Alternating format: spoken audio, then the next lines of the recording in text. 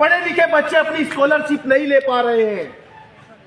सरकार सरकारी स्कूल में गरीब के बच्चे को खिचड़ी खिला रही है और हमारी वोट से बने हुए नेताओं के बच्चे अंग्रेजी खा रहे हैं। एक तरफ एक बच्चा खिचड़ी खाए, दूसरी तरफ एक बच्चा अंग्रेजी खाए, मतलब अंग्रेजी में पढ़े, तो अंग्रेजी वाले की नौकरी लगेगी कि खिचड़ी वाले की? बताओ। तो आपका बच्चे के ये क्या होने वाला है?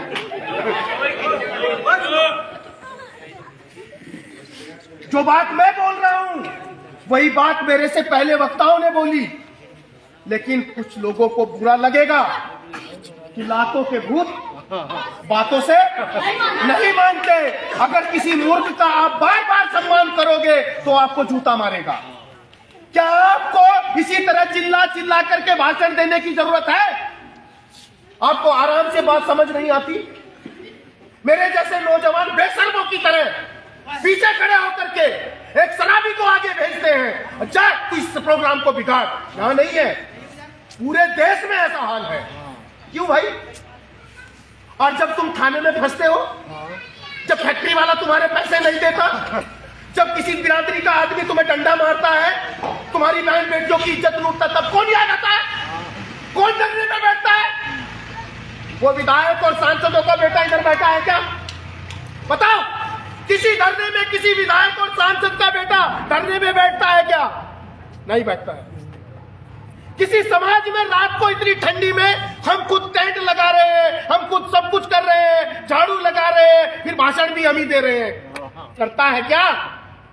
तो आप कहते हो साहब वो बड़ा आदमी है। नहीं, अभी इलेक्शन आने वाला है, आपके जूते साफ करते नजर आएंगे विधायक और एमपी के बच्चे, उनकी बेटियां जवान जवान खूबसूरत बेटियां जिनको तालों से वो निकालना नहीं चाहते, उनकी वो जवान जवान बेटियां इलेक्शन में आपका झूठा खाना नजर आएंगे खाते। क्यों? क्योंकि बाबा साहब अम्बेडकर ने जब ये संविधान बनाया और इस संविधान में इस देश की जनता को बराबर के हक और अधिकार दिए कि नहीं? जितने अधिकार मेरे हैं उतने ही आपके भी हैं।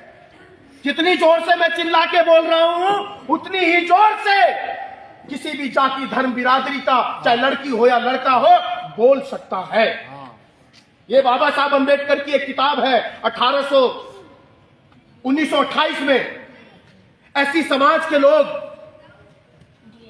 कहीं पर 4 लोग इकट्ठे होकर कोई चौपाल कर रहे थे, पंचायत कर रहे थे। ऊंची जात कहे जाने वाले नीच लोगों ने लाठियों से मारा। कोई तीर्थ यात्रा करके आ गया, देसी घी से खाना खिला दिया मेहमानों को, तो लाठियों से ऊंची जात के नीच लोगों ने लाठियों से मार दिया उन लोगों को। गले में हंडी और पीछे झाड़ू बंधा था। ये पेशवा के राज में ये भीमा कोरे गांव के जो स्तंभ बना है, जिस पर 500 लोगों का नाम लिखा है पूना महाराष्ट्र में। क्यों लिखा है? क्योंकि हंडी थी और पीछे झाड़ू थी गले में। और तब उन 500 योद्धाओं ने वो हंडी बांधने वाले लोगों को मार गिराया और जीत करके अपने इस देश के लोगों को आजाद कर दिया। क्या हुआ? उसके बावजूद बाबा साहब डॉक्टर अंबेडकर ने उस आंदोलन को याद किया और अपने लोगों के लिए संविधान बनाया और उस संविधान में सबको बराबर का हक और अधिकार दिया। और उस हक के अधिकार में एक अधिकार सबसे बड़ा है, वो है वोट का अधिकार। कौन सा? जोर से बोलो। और वोट का अधिकार देने के वक्त बाबा साहब अम्बेडकर ने कहा, रो के कहा बाबा साहब ने। तो बाबा साहब रो रहे थे, तो उनके सचिव सेक्रेटरी जो थे नानक चंद रत्तू, उन्होंने पूछा, बाबा साहब आप इतने महान आदमी हो, इतने ताकतवर हो, इतने लोगों से आप लड़ लेते हो अकेले, फिर भी रो रहे हो? तो बाबा साहब ने बोला, ये खुशी के आंसू है। मतलब कि आज मैंने रानी के पेट का ऑपरेशन कर दिया है, अब आज के बाद इस देश में रानी का बेटा राजा नहीं बनेगा, मैंने रानी के पेट का नसबंदी कर दी है। मतलब पहले राजा का बेटा ही राजा बनता था।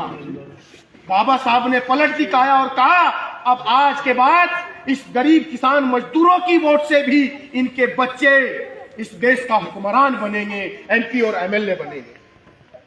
क्या हुआ? जिनको बाबा साहब अम्बेडकर ने संविधान बना के अधिकार दिया, उन्होंने अपनी वोट 500 रुपए में बेची। 5 साल 500 रुपए, 5 साल 500 रुपए, यानी 365 गुना 5, एक दिन 27 पैसा। आपने अपनी जिंदगी के 5 सालों में एक दिन के बदले 27 पैसे लिए। कितने पैसे बिके? 27 पैसे में बिके। और पता है बाबा साहब ने जब ये अधिकार दिया, हमें क्या कहा था?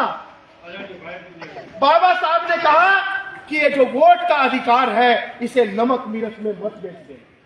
मैं नहीं बोल रहा ये बात, ये मेरे पास बाबा साहब की किताब है। ये इस किताब में लिखा बाबा साहब ने कि मेरे समाज के, मेरे देश के लोगों, ये जो अधिकार तुम्हें मिले हैं, ये बहुत मुश्किल से मैंने लिए हैं तुम्हारे लिए, और तुम इसको नमक मिर्च में मत बेच देना। उस टाइम पे नमक का भी टोटा था, तो ये जो बड़े बड़े लोग थे, ये नमक मिर्च बांटते घूमते थे। और तब बाबा साहब ने कहा कि